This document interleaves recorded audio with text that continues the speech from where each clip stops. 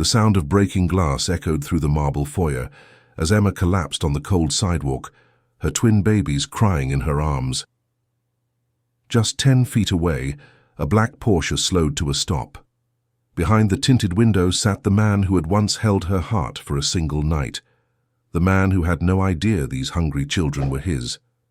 2 years earlier, Emma wiped the sweat from her forehead as she arranged breakfast on the mahogany dining table of the sprawling Blackwood Ranch estate.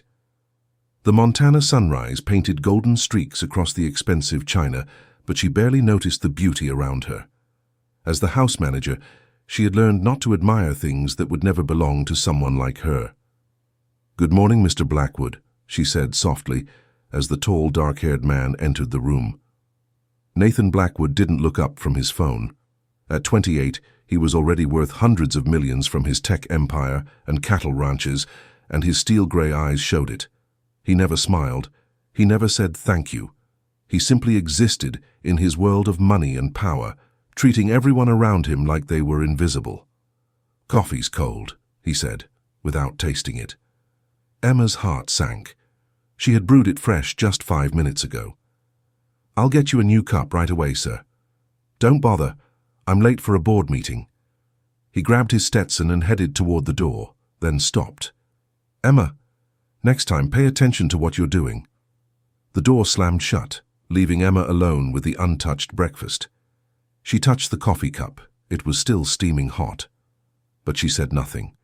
She never did. Emma had been working for Nathan for 2 years, living in a small cabin on the ranch property. The job helped her send money home to her ailing grandmother and younger brother in their small farming town. She had learned to ignore Nathan's harsh words and cold treatment. She had bigger problems to worry about. That afternoon, Emma was dusting the living room when she heard voices escalating in Nathan's office. "You're being impossible, Nathan!" The voice belonged to Victoria Sterling, his fiancée, a socialite from Denver with platinum blonde hair and clothes that cost more than Emma made in a month. But her heart was as cold as Nathan's. "I told you I'm tied up for the next 3 months, Nathan replied, frustration evident in his voice. "This merger with the Colorado Cattle Consortium is worth $500 million. I can't just walk away." "Then give me money for a European tour. I'll take Madison with me. We can do Paris, London, Italy, everywhere. You can stay here with your precious business." Emma tried to focus on her cleaning, but their voices carried through the house. "We were supposed to travel together," Nathan said. Victoria laughed bitterly. "Together? When was the last time you spent a whole day with me? You don't care about me, Nathan. You only care about making more money."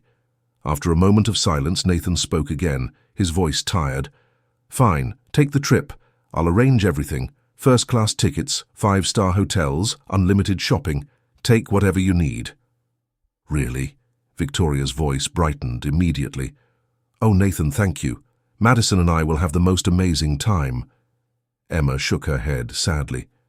She had witnessed this pattern before, Victoria manipulating Nathan's guilt, and Nathan trying to buy love with money.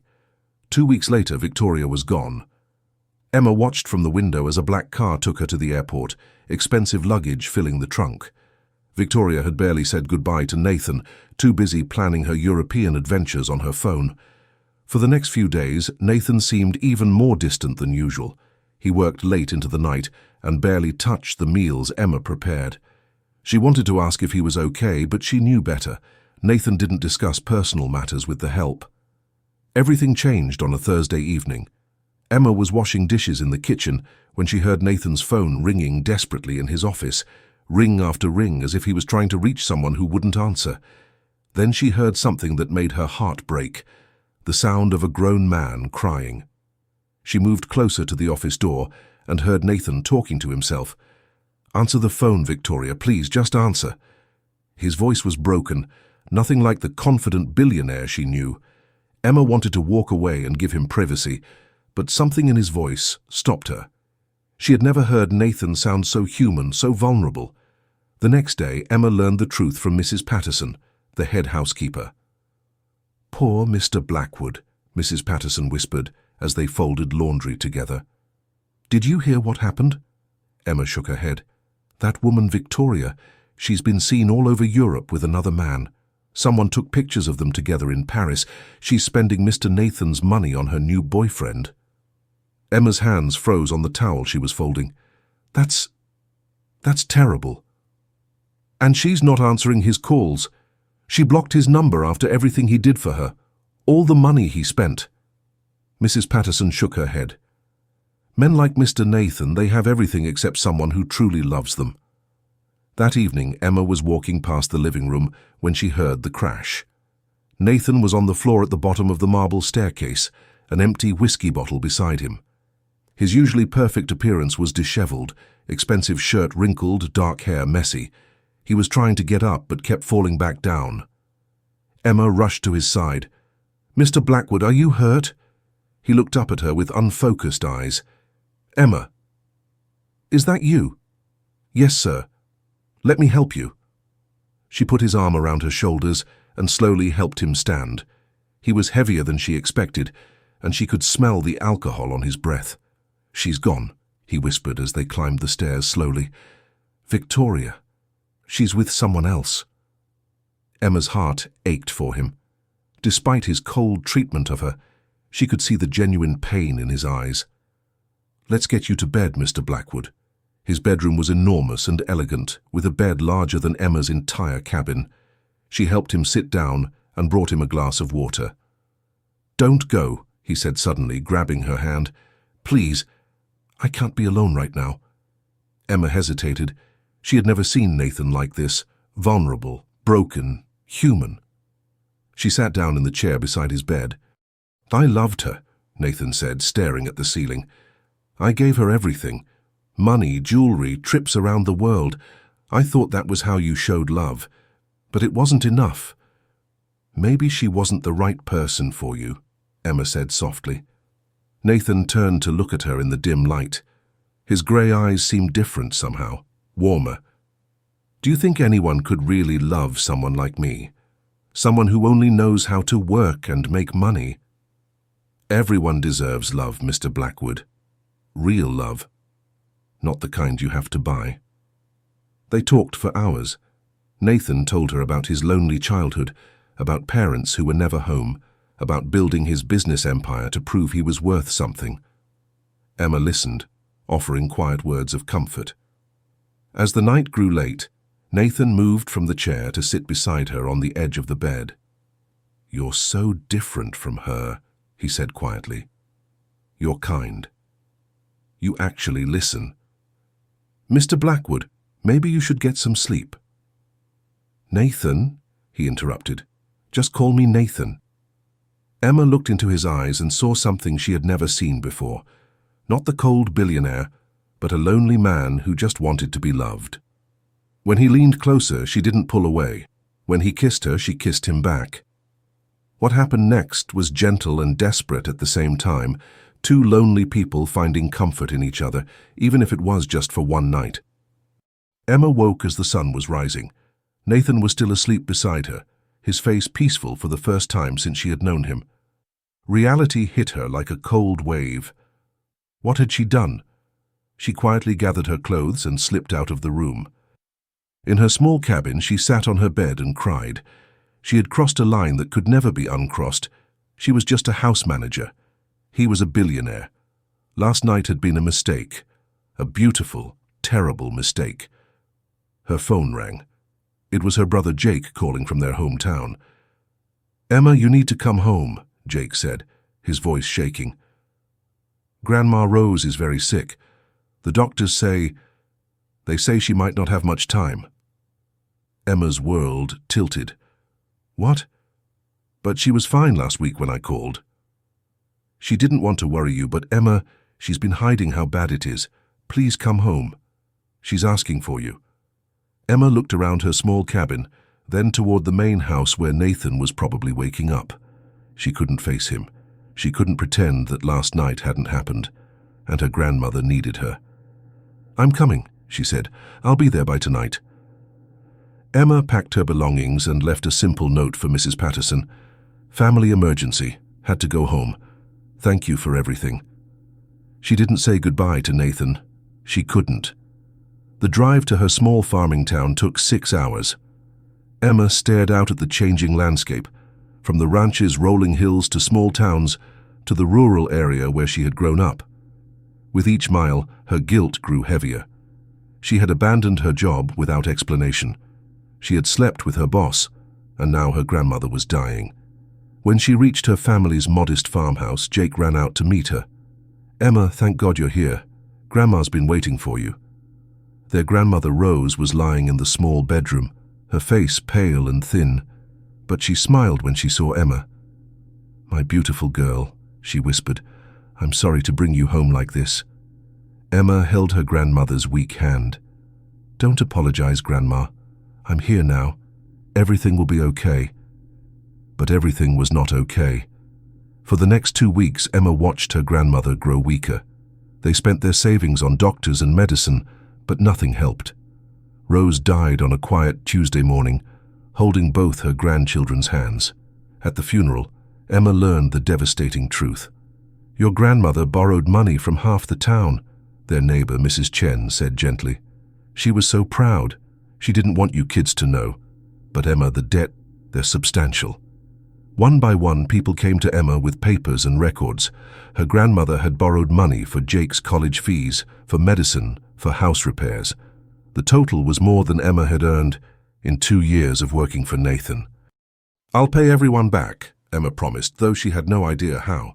"Just give me time." But time was something she didn't have. Jake needed to return to college, the debts needed to be paid, and Emma was stuck in town with no job and no money. She found work wherever she could, cleaning at the local clinic, helping in shops, doing laundry for neighbors. She worked from sunrise to sunset, but the money she earned barely covered their daily expenses. It was 6 weeks after her grandmother's funeral when Emma realized she was pregnant. She stared at the test in the tiny bathroom of their farmhouse, her hands shaking. There was no doubt she was going to have a baby, Nathan's baby. But what Emma didn't know yet was that she wasn't just carrying one child, she was carrying 2. For a moment, she thought about returning to Montana, telling Nathan the truth. But then she imagined his reaction. He would think she had planned it, that she was trying to trap him for his money. He would think she was just like Victoria, using him for what she could get. And even if he believed her, what then?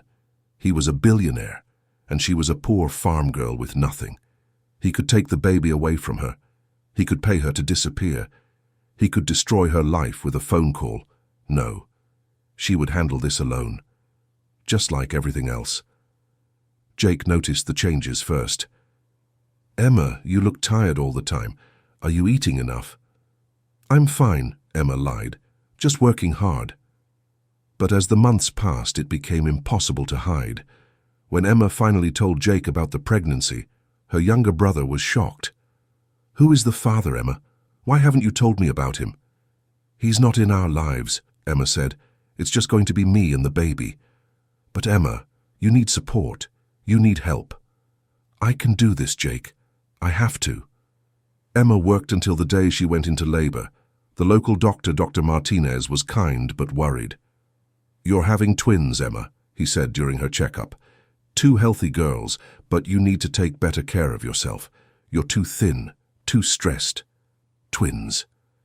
Emma's heart raced with joy and terror.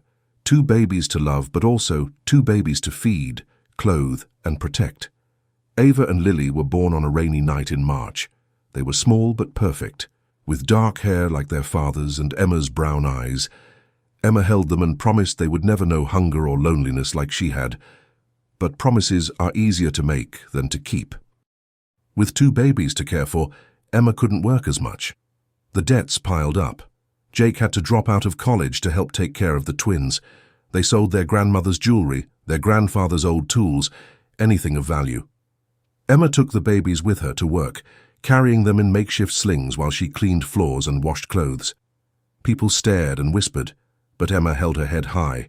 She was doing what she had to do for her daughters. It was on a hot summer day when the twins were 10 months old that everything fell apart. Emma had been working for 14 hours straight, cleaning at the clinic and then helping prepare food for a wedding. She hadn't eaten since morning, and she had given most of her own food to Ava and Lily, who were still breastfeeding. Walking through the busy downtown area where she had been working, Emma felt dizzy. The world started spinning around her. She managed to sit down on the sidewalk, holding the twins close before everything went black. Ava and Lily's crying woke her up, but she couldn't find the strength to stand. People walked by, some stopping to stare, but no one helped. Emma lay on the dirty street, her babies crying beside her, feeling more hopeless than ever. That's when she heard the car door slam. The voice that called her name would either save her life or destroy the carefully built wall of lies she had created to protect her daughters. "Emma? Emma, is that you?" The voice was familiar, but Emma couldn't believe it. She looked up and saw him, Nathan Blackwood, kneeling beside her on the street. He looked older, more tired, but still handsome in his expensive suit. "Nathan," she whispered, wondering if she was dreaming. "What happened to you? Where have you been?" His grey eyes were full of concern. "I looked everywhere for you. You just disappeared." Emma tried to sit up, clutching the twins protectively. I had to come home. Family emergency." Nathan noticed the babies for the first time. His face went pale. "Emma, whose children are these?" Emma's heart pounded. She looked into his eyes, the same grey eyes that Ava had inherited, and made a decision that would change everything. "They're mine," she said. "I got married after I left. My husband, he died in an accident. I'm raising them alone." The lie came easily, born from months of fear and desperation. She couldn't tell him the truth. Not here. Not like this. Not when she was lying weak and hungry on a street with his children crying beside her. Nathan's expression softened with sympathy. "Emma, I'm so sorry. Let me help you. Let me take you to the hospital." "No, I'm fine." "You're not fine." Nathan was already picking up Ava, who stopped crying at his touch. "Come on, we're getting you help." At the hospital, Dr. Martinez examined Emma, while Nathan waited outside with the twins. Emma watched through the window as he awkwardly held Lily, looking confused but gentle. "Malnutrition, dehydration, and exhaustion," Dr. Martinez told Nathan. "She's been giving all her food to the babies and working too hard. She needs rest and proper meals." Nathan nodded seriously. "Whatever she needs. Money is no object." When Emma was feeling stronger, Nathan sat beside her hospital bed. "Come back with me," he said. "You can work for me again. I'll provide housing for you and the children.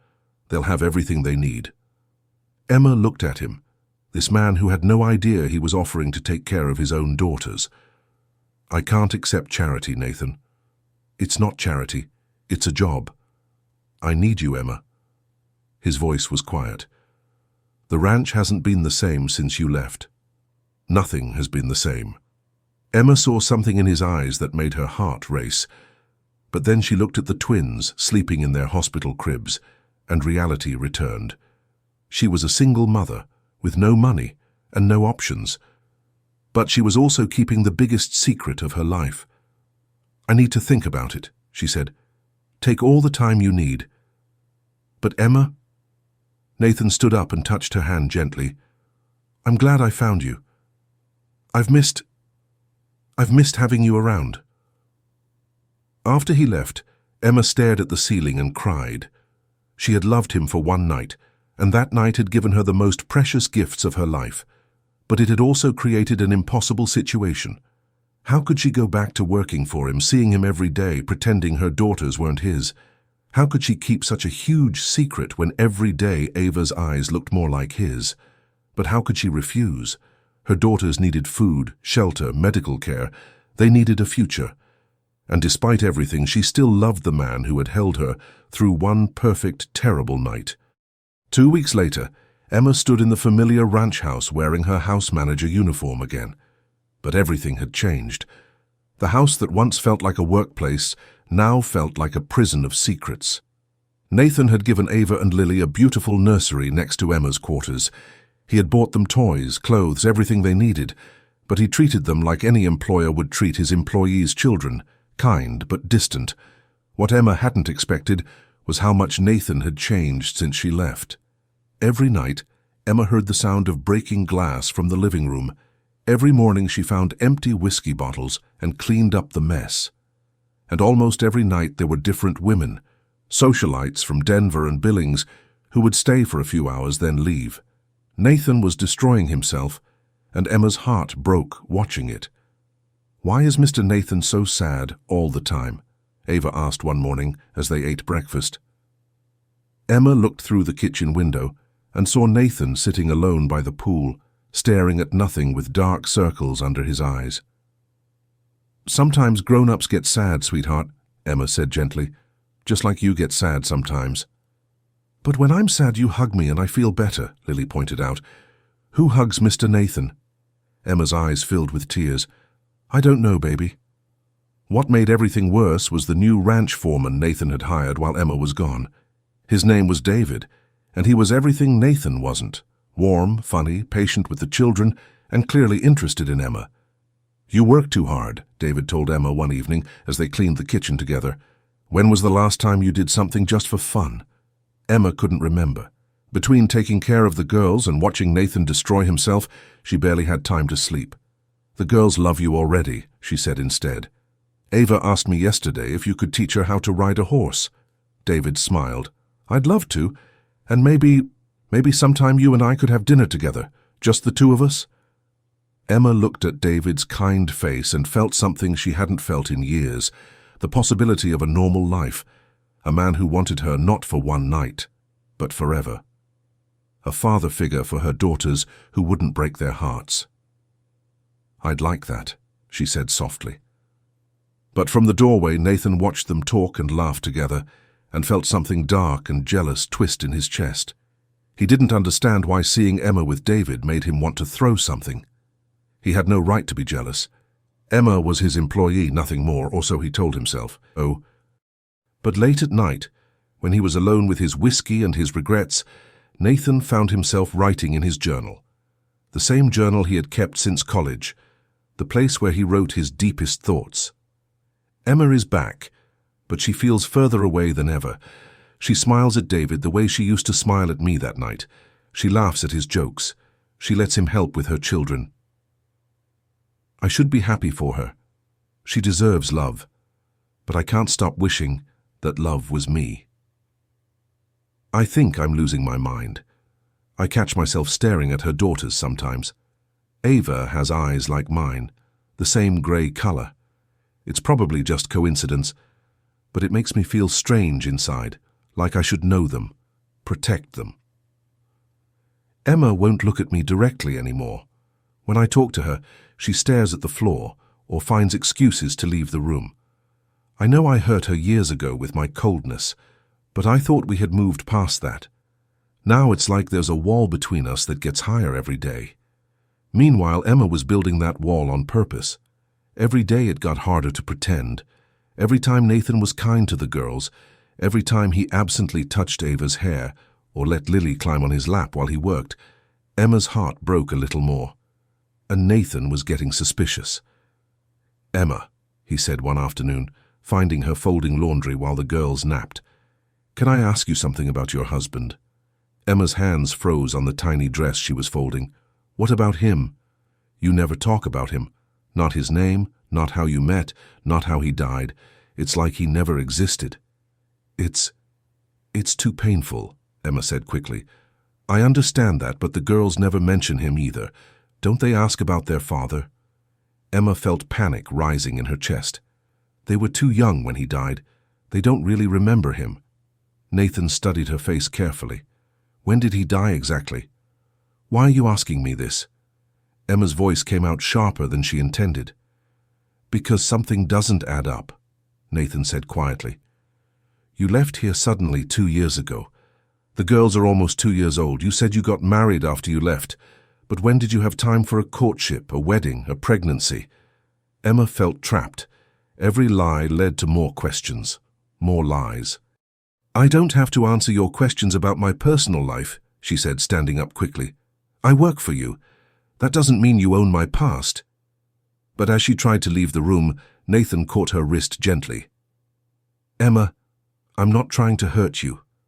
I'm trying to understand. Because sometimes when I look at Ava and Lily, I feel like Like what? Emma whispered, terrified of what he might say. Like I've met them before. Like they belong here somehow. Emma pulled her hand away, her heart pounding. You're imagining things. That night, Emma made a decision that would change everything. She found David in the kitchen and sat down across from him. David, she said, her voice shaking, what you asked me before about dinner, about us. David's face lit up with hope. Yes? I think I'm ready for that. For us. David reached across the table and took her hand. Emma, I've been hoping you would say that. I know it's complicated with the girls and your past, but I love you. And I love Ava and Lily like they were my own.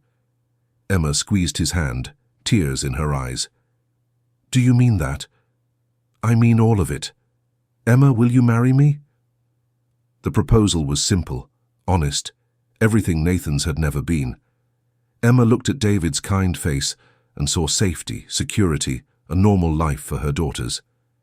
Yes, she whispered, yes, I'll marry you. But as they kissed across the kitchen table, neither of them saw Nathan standing in the doorway, his face white with shock and something that looked like heartbreak. The next morning, David and Emma told Nathan about their engagement together. Nathan listened with a polite smile that never reached his eyes. Congratulations, he said stiffly. I'm happy for you both. We'd like to have the engagement party here, if that's all right, David said, since we both work for you and Emma's family is here. Of course, Nathan replied. I'll arrange everything.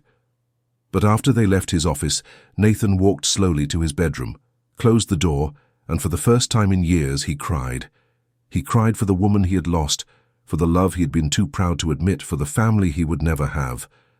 That night, he wrote in his journal with shaking hands, She's marrying him. Emma is marrying David, and I have no right to stop her, no right to tell her that I love her, that I've loved her since that night 2 years ago. She deserves happiness, and I've proven I can only bring her pain. But God help me. I can't watch her marry someone else. I can't pretend to be happy while my heart breaks into pieces. What kind of man does that make me? What kind of monster am I that I want to ruin her happiness just because I can't have her? The girls called David Papa David today. They're already forgetting that I exist. Maybe that's for the best. Maybe they're better off with a father who knows how to love them properly. But I swear, sometimes when Ava looks at me, it's like looking in a mirror. And Lily has Emma's smile but my stubborn chin.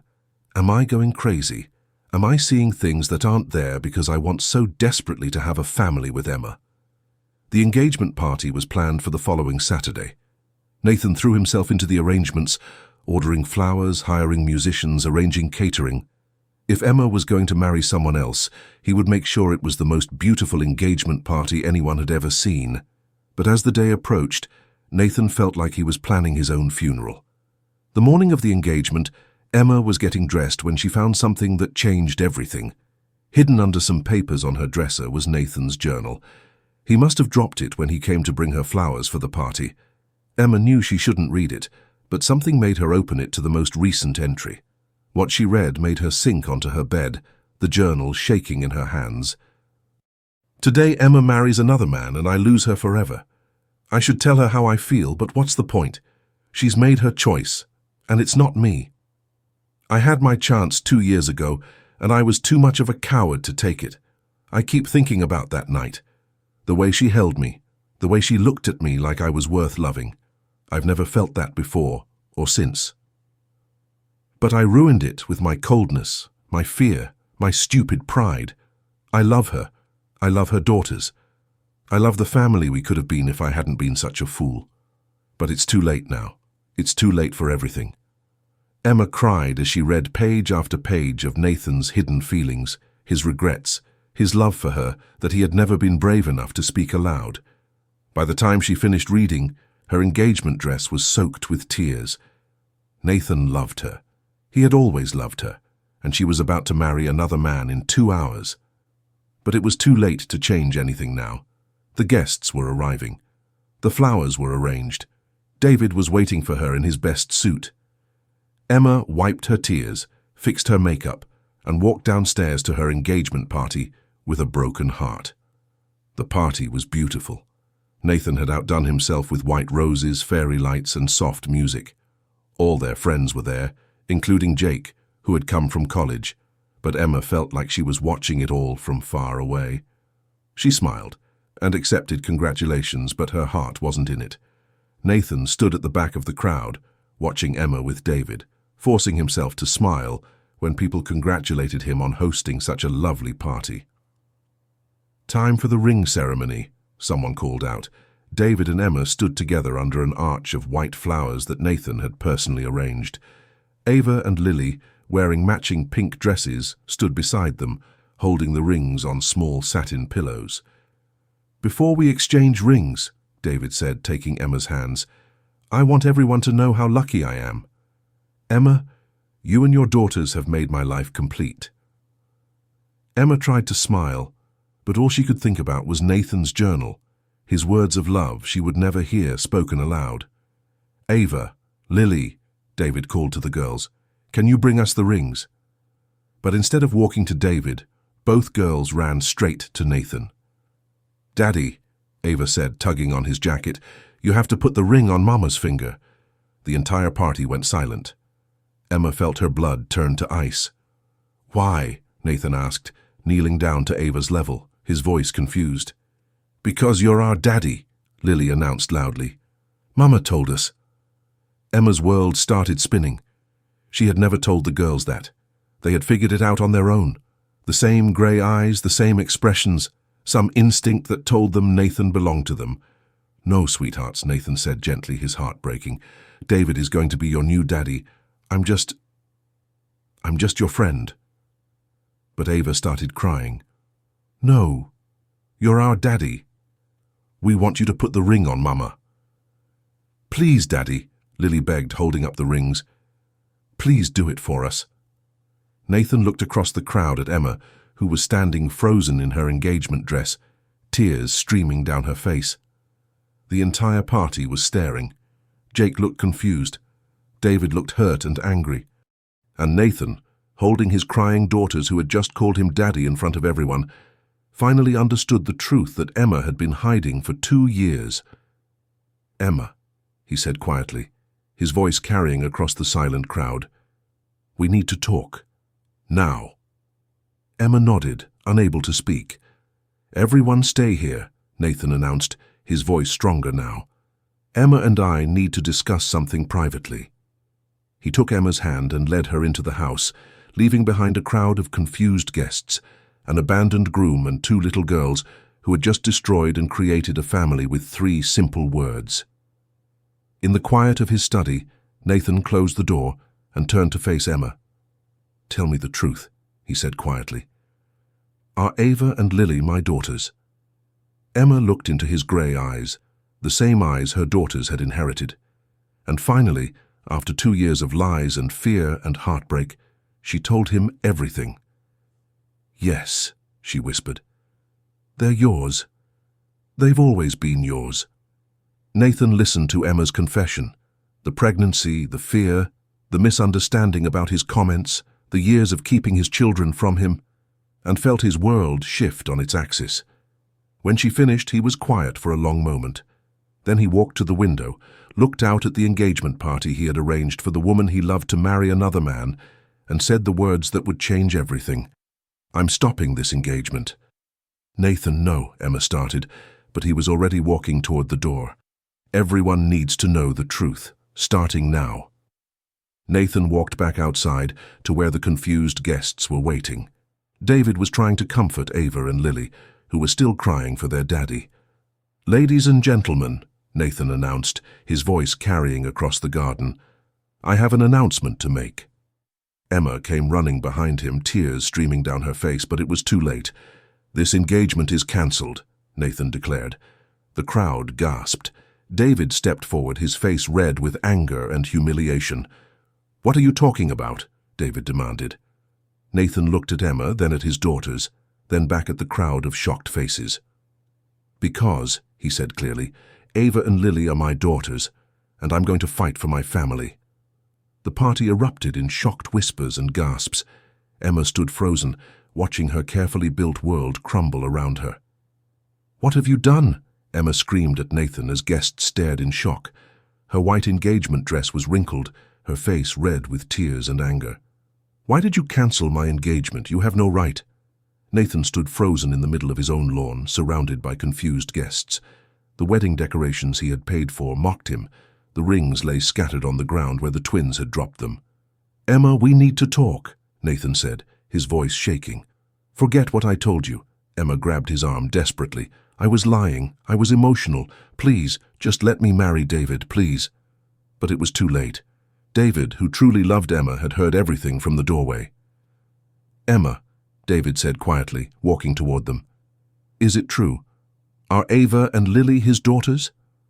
The guests began whispering loudly. Some took out their phones to record. Emma felt her world crashing down.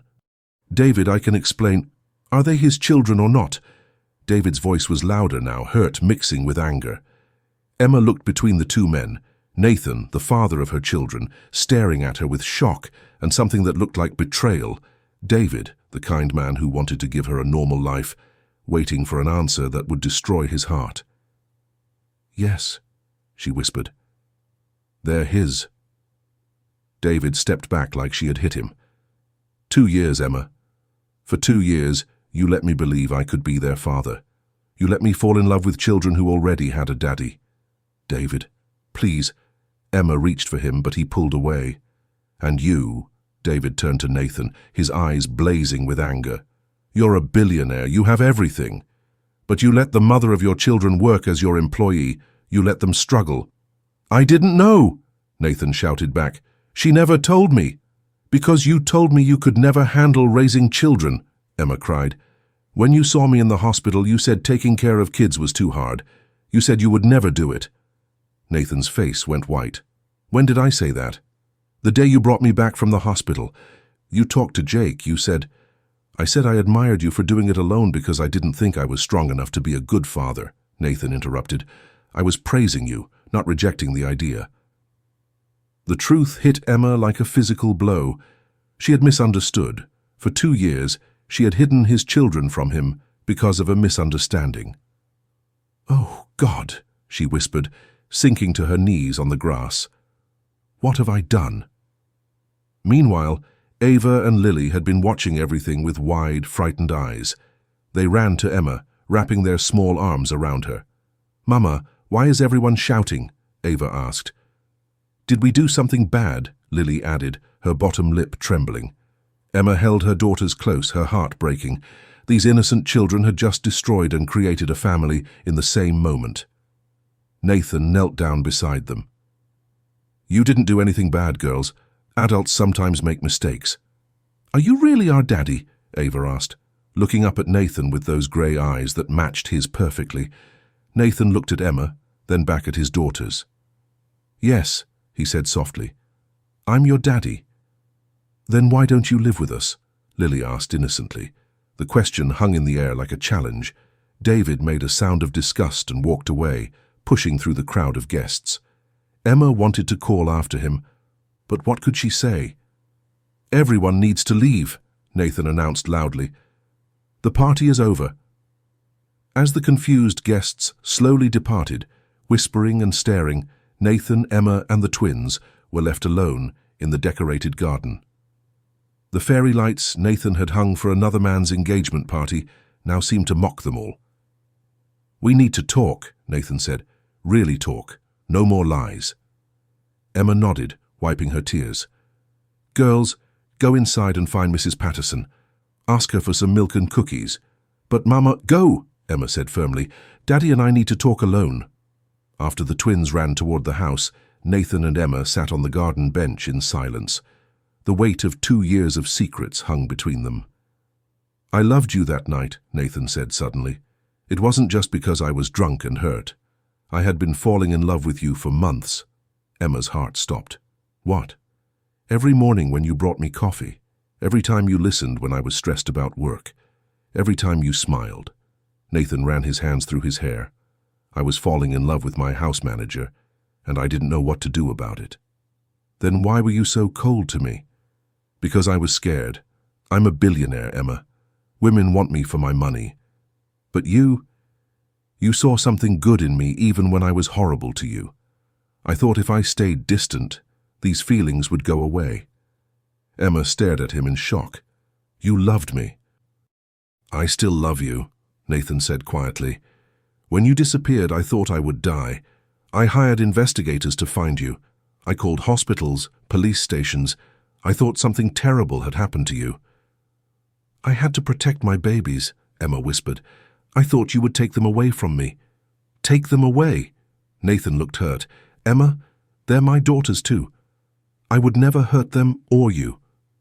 They sat in silence for a moment, both crying quietly. "What happens now?" Emma asked. Before Nathan could answer, Ava and Lily came running back with Mrs. Patterson behind them.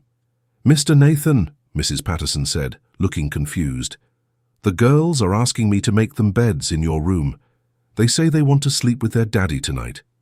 Nathan looked at Emma helplessly. "I don't know how to be a father." "Neither did I know how to be a mother," Emma said softly. "But we learn." That night, Nathan attempted to put the twins to bed in his huge bedroom, but it was a disaster. Ava wanted water. Lily needed the bathroom. Then they both wanted a story, but Nathan didn't know any stories for children. "Tell us about where you work, Daddy," Ava suggested. "Well, I run cattle ranches," Nathan started awkwardly, "and I have a tech company." "Do you ride horses?" Lily asked, amazed. "Sometimes, but mostly I just tell other people what to do." "That's boring," Ava declared. "Tell us about princesses." "I don't know any princess stories." "Mama knows lots of princess stories," Lily said. "Mama, come tell us." Emma appeared in the doorway. She had changed out of her engagement dress into simple clothes, but she looked beautiful to Nathan. "You two need to sleep," she said gently. "But we want to sleep with Daddy," Ava insisted. "And you," Lily added, patting the bed between her and Nathan, "all together like a real family." Emma hesitated. "Girls' families don't always live in the same bed." "Please, Mama." Ava's eyes filled with tears. "We just found out we have a daddy. Don't make him go away." Nathan's heart broke. "I'm not going anywhere," he promised. "I'm your daddy forever now." "Then prove it," Lily said with the logic only a 2-year-old could have. "Stay here." Emma looked at Nathan. They were both thinking the same thing. These children had been hurt enough today. "Just for tonight," Emma agreed. As they settled into the huge bed, Nathan on one side, Emma on the other, with Ava and Lily between them, Nathan felt something he had never experienced before. Completeness. "Daddy," Ava whispered in the dark. "Are you going to marry Mama now?" "Ava," Emma started. "Shh," Lily interrupted. "But that's what happens in stories. The princess and prince get married and live happily ever after." "Life isn't a story, girls," Emma said gently. "But it could be," Ava insisted. "Right, Daddy?" Nathan looked across the pillows at Emma in the moonlight. She looked exactly like she had that night 2 years ago when she had held him while he cried.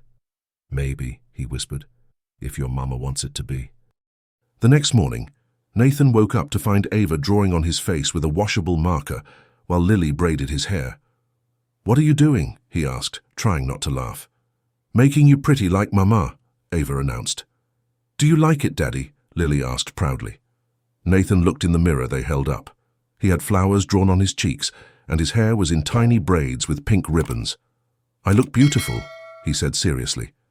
The girls giggled, and Nathan felt his heart expand.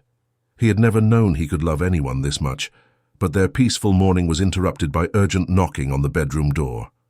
"Mr. Nathan," Mrs. Patterson called, "there are reporters outside, lots of them. They want to know about last night." Nathan's blood went cold. "Stay here," he told Emma and the girls. "Don't go outside." But when he looked out the window, his worst fears came true. There were news vans everywhere, photographers with long cameras, reporters holding microphones. His phone started ringing. His business partner, his lawyer, his publicist. Everyone wanted to know the same thing. "Nathan," his business partner Marcus said when he answered, "is it true? Do you have children with your house manager?" "They're not just my employees' children," Nathan said angrily. "They're my daughters." This is a disaster for your image. The board members are calling emergency meetings. The stock price is going to fall. I don't care about the stock price. You should. Your reputation affects everyone who works for you. You need to control this story before it destroys everything you've built." Nathan hung up and sat on his bed, his head in his hands. He had pink ribbons in his hair and flower drawings on his face, and his business empire was falling apart. Emma found him like that an hour later, after she had dressed the girls and given them breakfast. "The reporters want to talk to me too," she said quietly. "Mrs. Patterson told them I'm here." "You're not talking to anyone," Nathan said firmly. "I won't let them hurt you or the girls." "Nathan," Emma sat beside him, "maybe we should tell the truth, the whole truth. Show them that we're trying to be a family." "You don't understand," Nathan stood up, pacing. "These people will twist everything. They'll make you look like a gold digger who trapped me. They'll make me look like a fool who was deceived by his employee. But we know the truth. The truth doesn't matter to them. Only the story matters." As if summoned by his words, the doorbell rang. Mrs. Patterson's voice echoed through the house. "Mr. Nathan, there's a woman here. She says her name is Victoria. She wants to talk to you." Emma's face went pale. "Victoria? Your ex-fiancée?" Nathan's expression darkened. "What is she doing here?" They went downstairs to find Victoria in the living room, looking perfect as always in her designer clothes, but her smile was cold and calculating. "Hello, Nathan," she said sweetly. "I came as soon as I heard the news." "What do you want, Victoria?" "To help, of course." Victoria's eyes moved to Emma, looking her up and down with disgust. "I see you've been busy while I was traveling." "Get out," Nathan said coldly. "Oh, but Nathan, I'm here to make you an offer." Victoria pulled out her phone and showed him photos. "These are pictures of your situation that will be in tomorrow's newspapers. Very unflattering angles, I'm afraid." The photos were terrible. Emma crying, the twins looking scared, Nathan looking angry and out of control. Victoria continued, "I have connections with these newspapers. I could make sure these photos never get published. I could help spin this story in your favor." "What do you want?" Nathan asked, though he already knew. "Take me back," Victoria said simply. "Marry me like we planned. We can say this whole thing was just a misunderstanding. The children can live here quietly. Emma can work for us and your reputation stays intact." Emma felt sick. "You want him to pretend we don't exist?" "I want what's best for everyone," Victoria said with fake sweetness. "Nathan gets his reputation back. You get to keep your job and have your children taken care of, and I get the life I deserve as his wife." "And what do the girls get?" Emma asked angrily. "They get to grow up in luxury instead of poverty," Victoria replied. "I'd say that's quite generous." Nathan was quiet for a long moment, staring at the photos on Victoria's phone. Emma watched his face, trying to read his thoughts. "Nathan," Emma whispered, "what are you thinking?" Nathan looked at her, then at Victoria, then toward the stairs where his daughter's laughter could be heard as they played. "I'm thinking," Nathan said slowly, "that I've spent my whole life caring about what other people thought about me. I've made every decision based on money and reputation and what looked good to the outside world." Victoria smiled, thinking she had won. "But you know what?" Nathan continued. "For the first time in my life, I have something real, something that matters more than money or reputation or what people think." "Nathan, be realistic," Victoria started. "I am being realistic," Nathan's voice got louder. "I'm 30 years old, and I've never been truly happy until yesterday when 2 little girls called me Daddy." Victoria's smile faded. "You're making a mistake." "Maybe, but it's my mistake to make." Nathan walked to Victoria and took her phone, deleting the photos. "And here's some advice. If those photos appear in any newspaper, my lawyers will sue you for harassment and invasion of privacy. You can't delete those photos from everywhere." "Try me," Nathan said coldly. "I have more money and better lawyers than you can imagine. Now get out of my house." After Victoria left, slamming the door behind her, Emma stared at Nathan in amazement. "You chose us," she said softly. "I chose my family," Nathan corrected. "Now we just have to figure out how to be one." But their moment was interrupted by Ava running downstairs crying, "Mama, Daddy, there are scary men with big cameras outside. They're trying to look in my window." Nathan's anger flared. "That's it. We're leaving." "Where?" Emma asked. "Somewhere safe. Somewhere we can figure out how to be a family without the whole world watching." As Nathan reached for his phone to arrange their escape, Emma placed her hand gently on his arm. "Wait," she said softly. "I don't want to run anymore." Nathan looked at her in surprise. "Emma, those reporters will make our lives hell." "And they'll be more scared if we keep hiding," Emma interrupted. "Nathan, I've spent 2 years running from the truth. I'm tired of it." She walked to the window and looked out at the reporters. "These are our children. This is our story. Maybe it's time we told it ourselves." Before Nathan could respond, Ava and Lily came downstairs looking worried. "Daddy? Are the scary camera people going to hurt us?" Lily asked. Nathan knelt down and took both girls' hands. "No, sweetheart. We're not hiding anymore." An hour later, Nathan, Emma, Ava and Lily walked out the front door hand in hand. The reporters rushed forward with cameras and microphones. Nathan held up his hand for silence. "My name is Nathan Blackwood, and yes, these are my daughters. Their mother, Emma, is the woman I fell in love with." The cameras flashed as he continued. 2 years ago, due to misunderstandings and fear, we lost touch. Emma raised our daughters alone, working multiple jobs to provide for them." Emma stepped forward. "I made mistakes too. I kept Nathan from knowing about his children because I was scared. But our daughters recognized their father and the truth came out." "What happens now?" a reporter called out. Nathan looked at Emma, then at their daughters. "Now we learn to be a family. I'm going to court Emma properly, the way she deserves. And hopefully, if she'll have me, I'm going to marry the woman I should have married 2 years ago." Over the following weeks, the media attention gradually died down. Nathan's honesty had actually improved his public image. People respected his choice to put family before reputation. Nathan courted Emma like a teenager in love. Fresh wildflowers appeared on her nightstand every morning. He planned picnic dates while the girls played in meadows filled with Montana wildflowers. Slowly, they rebuilt the trust that fear and misunderstanding had broken. 3 months later, Nathan got down on one knee in the same garden where Emma's engagement to David had been cancelled. "Emma," he said, his voice shaking with emotion, "I know we did everything backwards. We had our children before we had our wedding, our love before we had our trust. But I don't want to spend another day without you as my wife. Will you marry me?" Ava and Lily watched from the window, pressing their faces against the glass in excitement. Emma wiped tears from her eyes. "Yes, but I have conditions." Nathan smiled. "Name them." "I want to keep my independence, my own career helping single mothers. I want us to go to couples counseling to make sure we communicate better. And I want Ava and Lily to be our flower girls." "Done," Nathan said, slipping the ring onto her finger. Their wedding 6 months later was small, but perfect. Emma wore a simple white dress that made her look radiant in the Montana sunset. Ava and Lily scattered wildflower petals with enthusiasm, occasionally stopping to hug their parents' legs. As they exchanged vows under an arch of native Montana roses, Nathan said, "I promise to love you, not just as the mother of my children, but as my partner and the woman who taught me what real happiness looks like."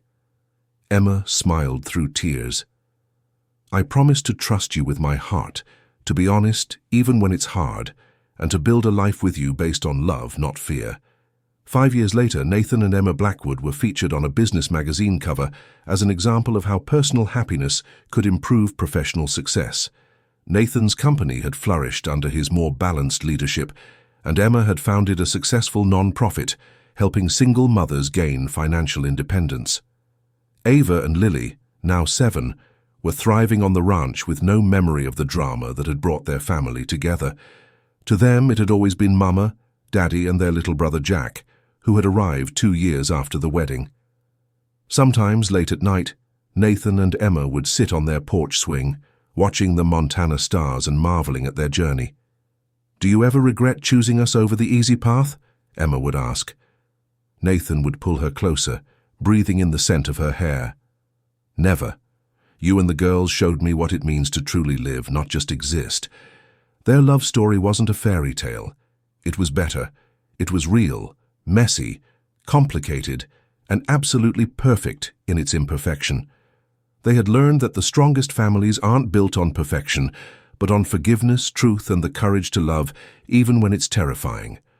As Emma often told the single mothers she helped, sometimes the most beautiful things come from the most broken places. Sometimes you have to lose everything to find what truly matters. The ranch that had once echoed with Nathan's loneliness now rang with children's laughter, family dinners, and the quiet contentment of people who had found their way home to each other. And every morning when Nathan woke up to Ava and Lily jumping on their bed, while baby Jack giggled in his crib and Emma laughed at their chaos, he remembered that the best business deal he'd ever made wasn't worth millions of dollars. It was worth everything.